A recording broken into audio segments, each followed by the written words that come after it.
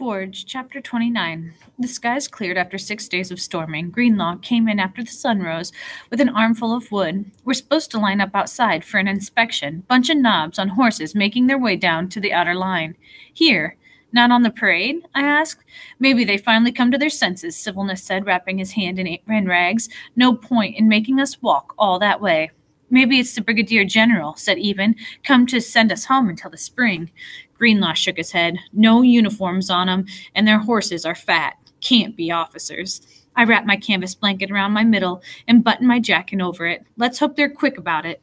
We waded in knee-deep snow cover with all the rags and blankets and scraps we owned. The wind blew hard, driving the snow into a small mountain on the north side of every hut. John Burns approached. 2 lines, he shouted. Everybody out, no excuses. His cry was echoed by the other sergeant. As far as I could see in both directions along the outer line, soldiers stumbled out of their huts into this deep snow. Some leaned on their friends because they were weak from fever or frostbite in their feet. My stockings stayed dry a few heartbeats. Then the snow seeped into the wool.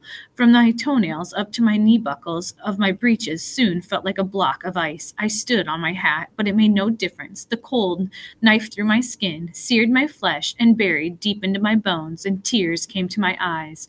But I wiped them away before anyone noticed. If I could just stand in pain a few moments more, my feet would go blessedly numb. A collection of gentlemen in long, warm coats atop healthy horses approached from the north. Greenlaw was wrong. There was one officer among them, our brigade commander, Brigadier General Ignach Poor, riding a sickly-looking mare. They stopped 5 huts away to speak to the men there. When John Burns walked away to confer with another sergeant, Greenlaw dashed over for a quick palaver with the fellows in front of the neighboring hut and came back grinning. It's the committee from Congress. Oh, huzzah, Civilness says. They've come all the way from York to watch us starve. Don't be such a grumbler, said Greenlaw. You've been shouting that they're ignoring us, said Henry Barry. Burns is coming back. John Burns took his place in between the fellows from our company in the next hut south, which was also under his command. He wore the boots that he'd worn since Albany, but I was certain that his great coat was newly acquired, likely a trade he made for my boots. Maybe they'll send us home, Even whispered to me, until this winter ends. Civilness shook his head.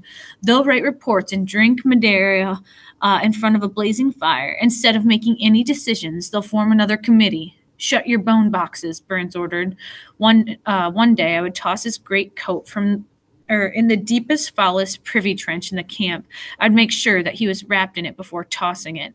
As the congressman approached, we put our shoulders back and lifted our chins, even old Civilness and lazy Aaron. We were American soldiers, and there was enough pride in that to make a fellow stand tall. The wind swirled ropes of snow around our legs. The 4 committee members were wrapped in so many layers of warm clothing that they more resembled bolts of cloth than congressmen. Their hats were pulled low and their scarves wrapped high against the wind. The Brigadier General was more hardened to the cold and did not require so much padding. A 6th man trailed behind the group.